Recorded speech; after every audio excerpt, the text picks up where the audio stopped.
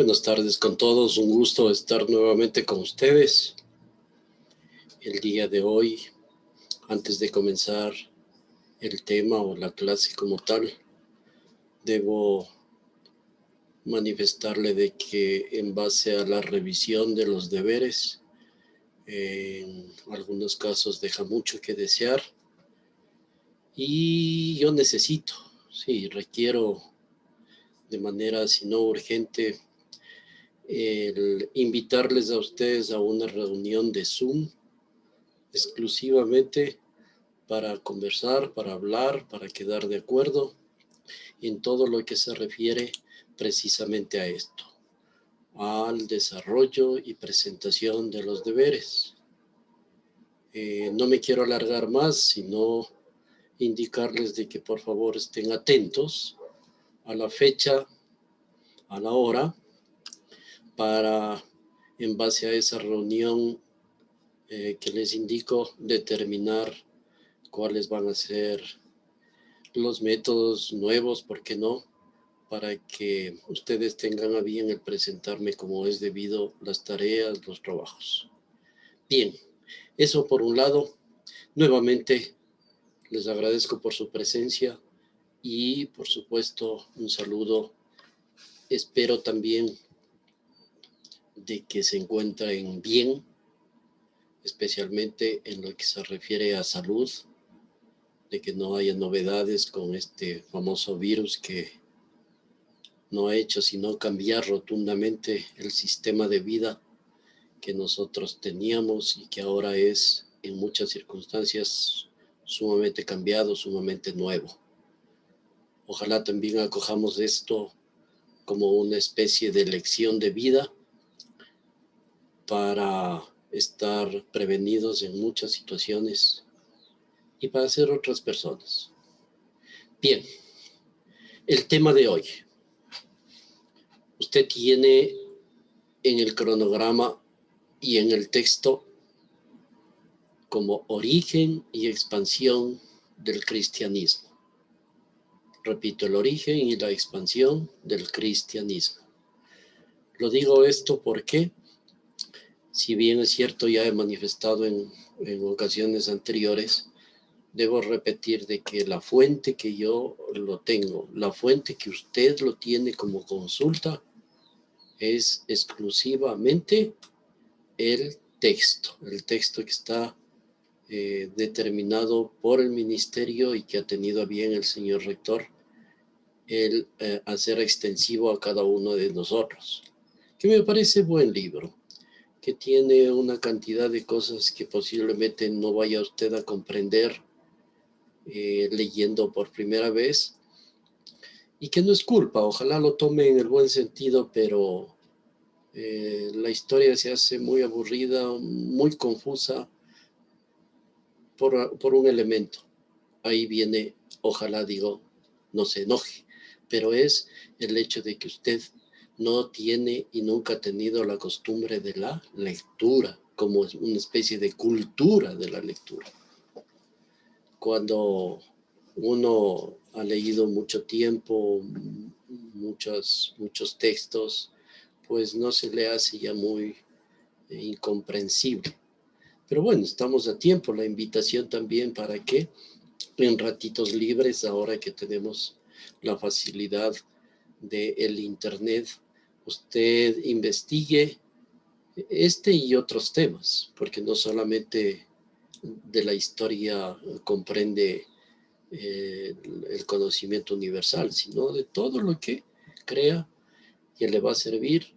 Por favor, lea, investigue, y estaremos hablando de un conocimiento cada día más completo, aunque nunca se llega, por supuesto, a completar, valga la redundancia, el cúmulo de elementos y cosas que tiene la ciencia, el conocimiento como tal. Bien, directamente ya al grano. Vamos a hablar sobre la religión cristiana, cómo surge, cómo se origina, cómo se desarrolla, en qué momento en el tiempo, en qué lugar o espacio, es decir, geográficamente. Y por último, cómo se irradia y por supuesto hasta los días actuales que ha pasado con esto la religión cristiana. Dicho sea de paso, y para que usted me comprenda, lo voy a hacer un análisis, como siempre, bastante rápido en base al tiempo corto que tenemos, pero trato en lo posible de regirme a lo que yo considero lo más vital en cada uno de los temas, si se puede decir de esta manera.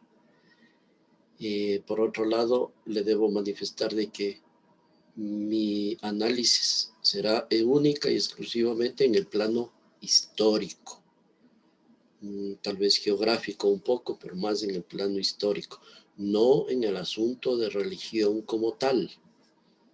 Yo no estoy preparado para realizar un análisis estrictamente religioso y lamentablemente, incluso, por qué no decirlo, me he despreocupado de la investigación, de la lectura un poco profunda de lo que es ese libro magnífico, maravilloso libro, la Biblia. No lo he leído, sino partes, y no puedo tener un conocimiento vasto para hacer un análisis también profundo, detenido, en base a este tema o a esta parte que es la religión. Bien, dentro de lo histórico, la religión cristiana surge en un periodo de la dominación romana, prácticamente cuando estaba en auge, cuando estaba desarrollado el, el sistema del imperio romano. Ahí es cuando va naciendo y se va desarrollando la religión cristiana. Y por supuesto, cuando Roma estaba dominante o dominaba, tenía mucha hegemonía en todos los pueblos, todos los territorios, llámese todas las naciones hoy, de las riberas del mar Mediterráneo. Es decir, toda la parte sur de Europa, toda la parte norte de África y una parte, la oriental, la occidental de el Asia, ¿no? Especialmente en ese sector llamado de Palestina. Entonces, precisamente ahí se refiere, o vamos a referirnos al origen de esta religión que luego se extendió por todo el mundo, el cristianismo. Perdón. Los judíos, así llamados, ¿no? Los que poblaron toda esta parte de Judea, en el sector de la Palestina, al igual que el resto de territorios dominados, porque ya fueron dominados por Roma, eran obligados, lógicamente, a pagar una serie de impuestos al imperio y al emperador, es decir, al rey, al jefe máximo, a la autoridad máxima de este imperio. Se lo veneraba como ser un dios.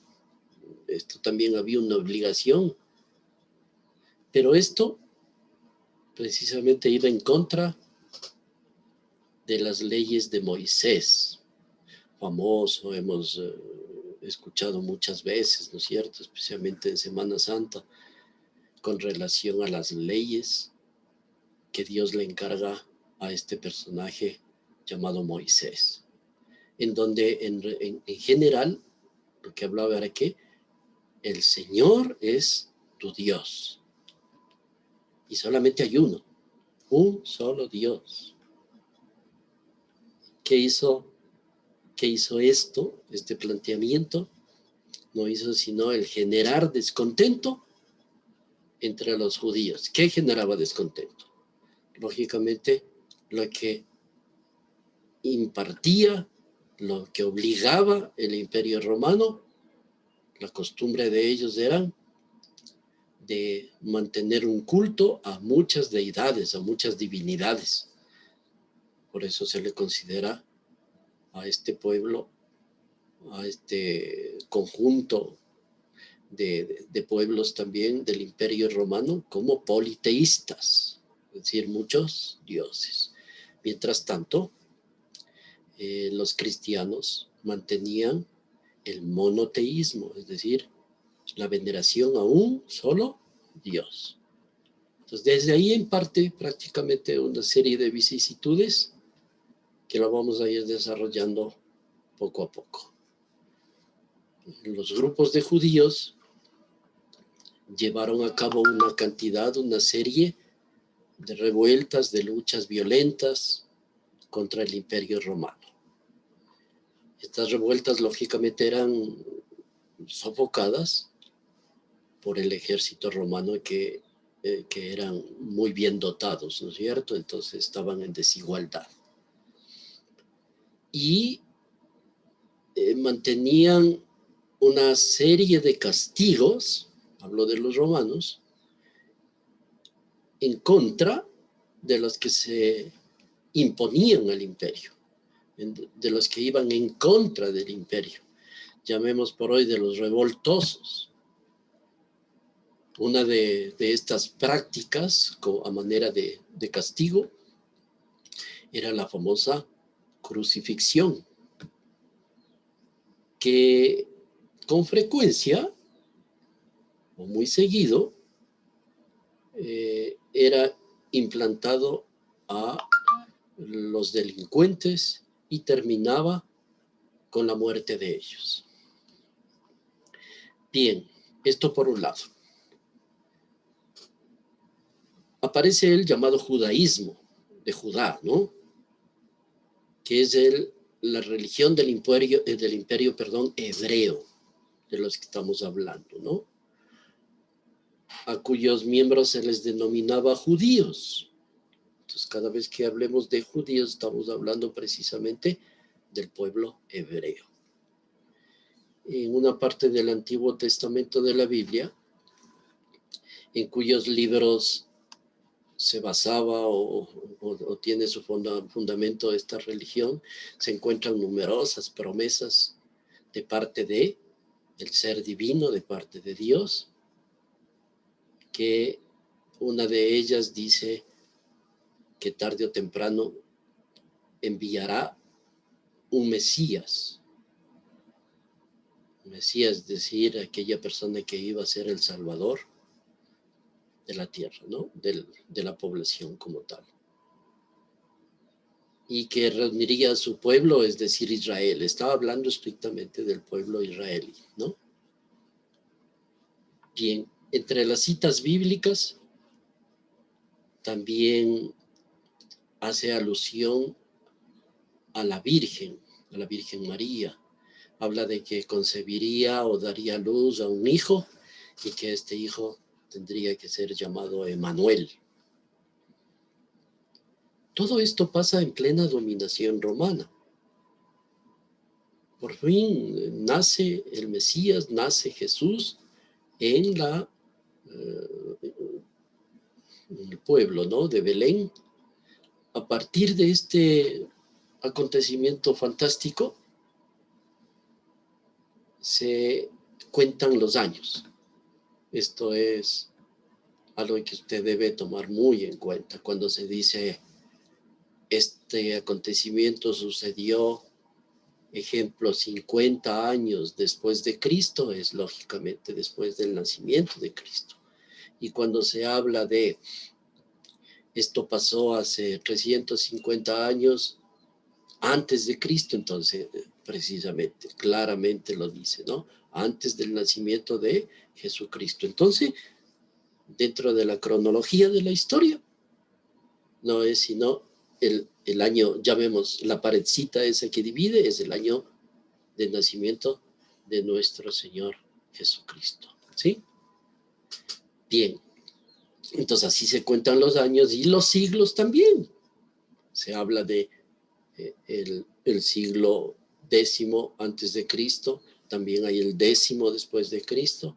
Entonces, una práctica de que desde ese momento se tomó para identificar en qué parte del tiempo en general suceden las cosas, ¿no?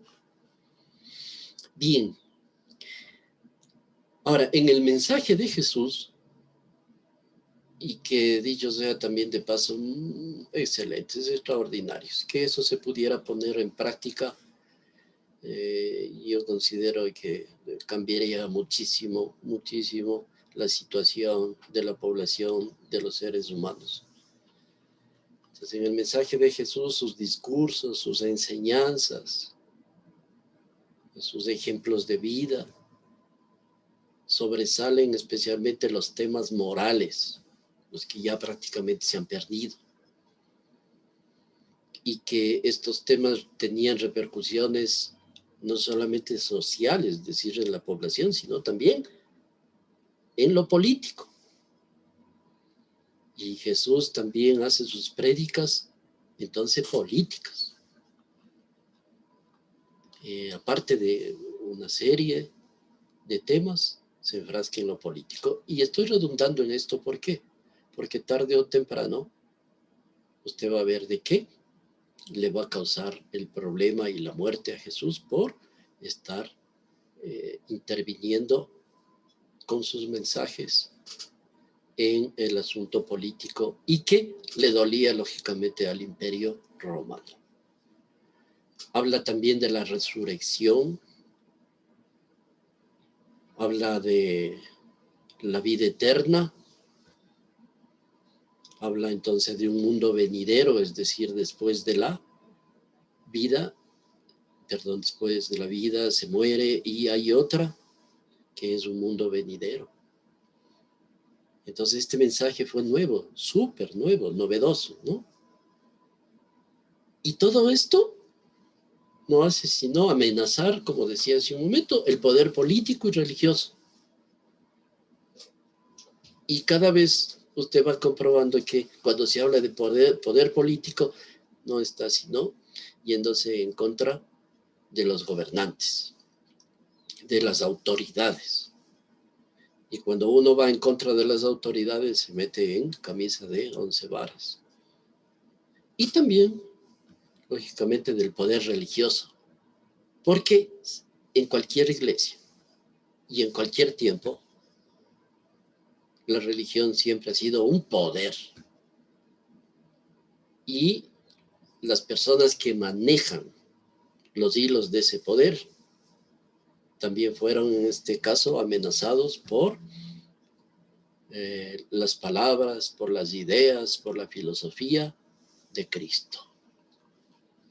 Y por eso no tardaron en condenarle a muerte. Aunque Jesús dijo que no venía a cambiar las leyes de Moisés, ojo, porque de lo poco que yo sé y tengo entendido, y es lógico pensar también, las leyes de Moisés fueron dictaminadas por el Padre de Cristo, el Dios, ¿no es cierto?, el único Dios que al menos creemos. Entonces no venía a eso. Venía más bien a dar la actualidad, a perfeccionarlas, si es que se quiere llamar de esta manera, a ponerlas en práctica. Jesús fue un crítico, no fue sino una especie de maestro sabio que impartió sus conocimientos, que cambió la mentalidad de mucha gente y fue tan grande que 2000 años y sigue vigente sus ideas, y en muchas ocasiones se ha aferrado tanto esas ideas de que en ciertos grupos lo practican, ojalá, como sea, como él lo mandó. Bien. Fueron las autoridades entonces romanas las que condenaron a Jesús. Y dentro de las autoridades romanas, lógicamente las autoridades de las instituciones religiosas. Y le crucificaron luego de haberle aplicado una serie de métodos inhumanos, y su cuerpo fue lacerado. Esto ya lo sabe usted, simplemente le estoy haciendo acuerdo. Bien, todos estos castigos no se hacían sino a los peores criminales, a los peores delincuentes de la época. Y lógicamente a las que, como él, desafiaban al Imperio Romano. Según la religión cristiana, habla de que Jesús, cumpliendo algo ya establecido o preestablecido, resucitó al tercer día y ascendió a los cielos para nuevamente estar frente al Padre Santo, ¿no? Lo importante de todo esto, él dejó una cantidad de enseñanzas que lo tomaron la posta muchas personas, y en un principio los llamados apóstoles, aquellas personas que le acompañaron en todo el tiempo que él pasó, especialmente predicando, ¿no?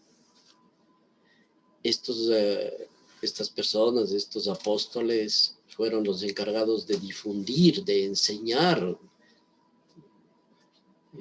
luego de la muerte de su maestro. A la vez, los apóstoles, se encargan de fundar asambleas. El término asamblea, usted lo puede encontrar incluso en el texto, que siempre estoy basándome en ello. Espero no cansarle con esto. En griego, asamblea viene del término eclesia, con doble K, eclesia. Y de ahí proviene la palabra iglesia. Entonces la asamblea es igual que decir iglesia, ¿no? Los seguidores, entonces, de sus enseñanzas, los seguidores de todo ese magnífico, ese cúmulo de cosas que dejó, se siguieron reuniendo en las asambleas o en las llamadas iglesias, pero realmente con mucho cuidado, ¿por qué no decirlo de manera oculta? Porque en un principio al menos, y duró mucho tiempo, todo lo que decía relación a las enseñanzas de Cristo y a la divulgación de estas enseñanzas estaba plenamente prohibido por Roma, por las autoridades romanas. Se destaca la labor de los apóstoles, tanto Pedro cuanto Pablo, y ellos fueron los que más trabajo tuvieron, los que más esfuerzo hicieron, si cabe esto, para que se siga difundiendo las enseñanzas de Jesús. Y por supuesto, dieron parte o tomaron parte en el origen prácticamente de la iglesia cristiana como institución. Bien, decía que las persecuciones contra los cristianos en un principio fue bastante grande. Roma consideraba a los cristianos como una secta judía. Y al principio los toleraba con cierta indiferencia, ¿no? Bueno, digamos, ya están ahí, que sigan nomás con sus ceremonias y no pasa nada. Pero no fue así, porque poco a poco se fueron dando cuenta de que eso crecía y cada vez se hacía más fuerte el poder que tenían y cada vez la amenaza era superior. Por algunas de estas ideas que se consideraban peligrosas para la estabilidad del imperio, también fueron sancionados fueron tomados presos y muchas veces muertos. Muchas personas que ya tenían ese rótulo, llamémoslo, ¿no?, de cristianos. Entonces ya se los conocía como los cristianos. Bien, perdón. ¿Qué es lo que se puede desprender de aquí? Muchas cosas, por supuesto, pero voy a citar una, dos, tres máximo, ¿no? La primera, se instauraba el reino de Dios. Un solo Dios, justamente porque hace unos minutos se decía de que una característica del cristianismo es la veneración a un solo Dios, entonces al monoteísmo. Y por ende se desechaba las ceremonias, las veneraciones, los cultos a otro tipo de seres llamados divinos. Otro algo importantísimo, que luego en la historia va a cambiar. Rechazaban la esclavitud y se mostraban contrarios a la violencia. Mire que Roma empezó a perseguir y a matar a sus seguidores, especialmente en un periodo nefasto, aparte de todos, pero este periodo totalmente negro de la historia, bajo el imperio, bajo el emperador, o la dirección del emperador llamado Nerón. Ahí se incrementó la persecución a los cristianos y se intentó prácticamente eliminar de la faz de la tierra al cristianismo. Y le indico que la muerte de los cristianos no solamente se hacía a través de la crucifixión, sino algo inhumano, totalmente inhumano, que era lanzarles a los espectáculos, por ejemplo, del llamado Coliseo romano. Les lanzaban a la arena como una especie de circo, en donde los cristianos tenían que enfrentarse de una manera tan desigual y luchaban contra las fieras salvajes, casi siempre los leones. O eran también quemados en vida. Y así una serie de métodos, de sistemas totalmente fuera de foco, ¿no? En lo que se refiere a la lógica, al ser humano. Ellos no contemplaban nada, sino simple y llanamente el objetivo era el que los cristianos sean eliminados de la faz de la tierra. Por este tipo de cosas justamente era que se reunían de manera clandestina, oculta. Casi siempre se reunían en partes inaccesibles como las llamadas catacumbas o galerías subterráneas, que eran sitios donde tenían o se daban el trabajo de realizar laberintos dentro de las rocas, inmensos laberintos o caminos, ¿no?, muy estrechos, y que ahí podían de alguna forma tener sus asambleas, su culto, su ceremonia, para realizar todo lo que Jesucristo les había encomendado. Bien, termino esto indicando que el emperador Constantino puso fin a las persecuciones.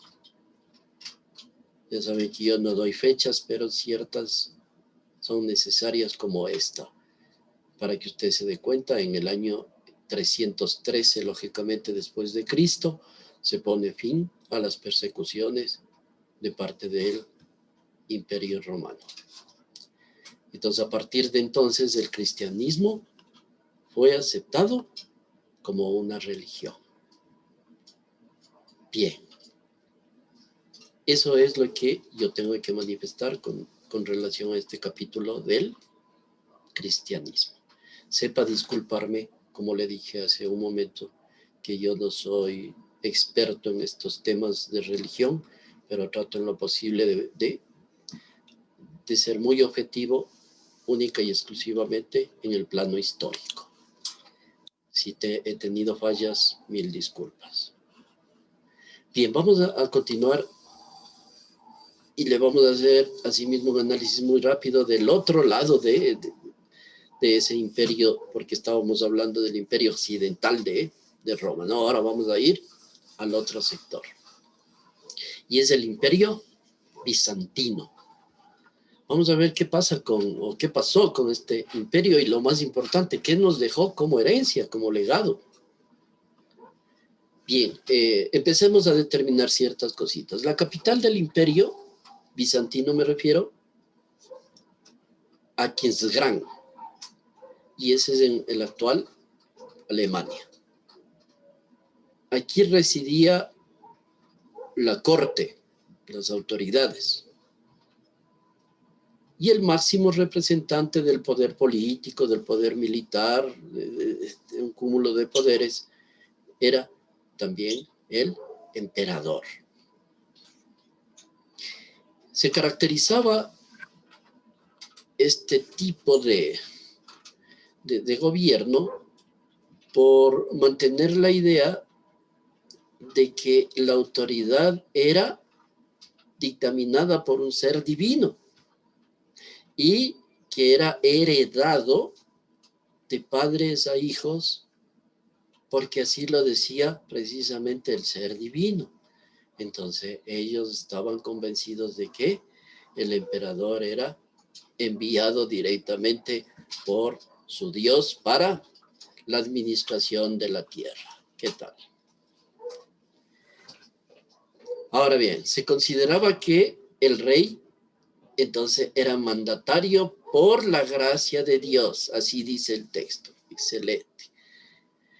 Está muy claro, ¿no? El inicio de las relaciones feudales, escúchenme por favor, el inicio de las relaciones feudales, es decir, de las relaciones de la tierra, del poder de la tierra, debido a la extensión del imperio, se tuvo que dividir en varios sectores.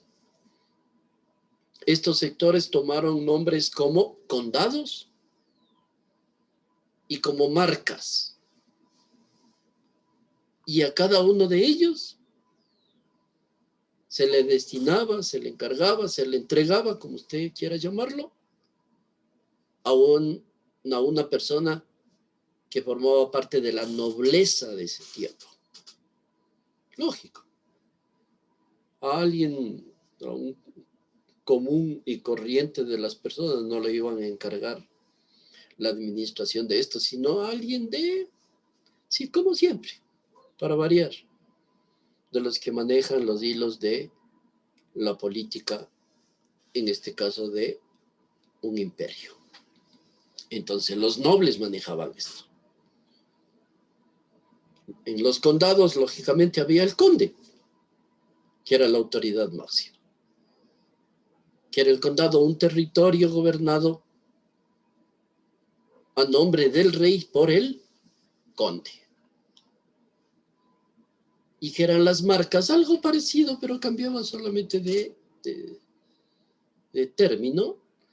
La marca era un territorio defensivo, ahí sí era un poco la diferencia, y que estaba localizado ¿en dónde? En las fronteras, es decir, era el mismo condado, pero que estaba distribuido a través de toda la línea demarcatoria de la frontera y que estaba gobernado por un marqués. Entonces de ahí viene, de marca viene el término marqués. Bien, se crea esto en latín, el missi dominici. Ya le voy a explicar. Era, o cuya labor era el recorrer el imperio. Eran, asimismo, parte de la nobleza repito el término, missi dominici, era la autoridad que recorría toda la parte de las marcas o los condados. ¿Y con qué sentido? Que por supuesto iba a nombre del emperador, del rey. Vigilaban la actuación de los condes y los marqueses. Esa era la actuación o la meta o el objetivo más importante. ¿Y cómo era esta vigilancia? Primerito era saber si estaban al día en los pagos de los impuestos, que era lo que más le interesaba, lógicamente, ¿a quién? Al rey o al emperador. Entonces, este emperador asignaba a los nobles de mayor confianza, a las personas estrictamente que tenían relación directa con él, para que sean los que vigilaban o los que vigilen y hagan este trabajo. Estos nobles debían jurar fidelidad al rey, pero no simplemente yo juro y se acabó, sino dar la demostración de que todo lo recaudado tenía que ir directamente a las arcas del imperio y no distribuirse entre ellos. Y otra cosa, juraban servicios permanentes al ejército cuando éste los requería. Aquí hacemos una pequeña diferencia. La diferencia con el Imperio Romano, que antes lo vimos estrictamente, el Imperio Carolingio, que estamos hablando, perdón, era esencialmente rural. Entonces, toda la práctica, todo el trabajo, toda la actividad, o casi toda, estaba en interrelación con el agro, con la tierra. La tierra era para ellos la principal fuente de riqueza. Entonces ahí no se equivocaron. Así debe meditar, considero yo, todo gobierno. Salvo gobiernos cuyos países tienen en calidad de tierra desiertos, ¿no? Pero la gran mayoría que son cultivables, que potencialmente son ricos, como el nuestro, los gobiernos deben dirigir la mirada hacia la tierra, hacia el elemento que le va a dar no solamente de comer, sino le va a dar una cantidad de cosas que lamentablemente ahora, con la despreocupación que hay sobre la tierra, no las obtenemos. Bien. A ver, entonces la población vivía en las llamadas villas, o cuando eran un poquito mayores en ya pueblos, ¿no? Pero eran rurales, eran del campo. A tal grado que la ciudad dejó de ser el centro del poder político. En el Imperio Romano era así. El centro del poder político era la ciudad. Acá no. El centro del poder político era la tierra, el agro. Y también se dejó un poco la producción artesanal, ya que las rutas, por ejemplo, comerciales eran inseguras y el comercio se redujo totalmente, entonces la producción artesanal bajó también. Bien,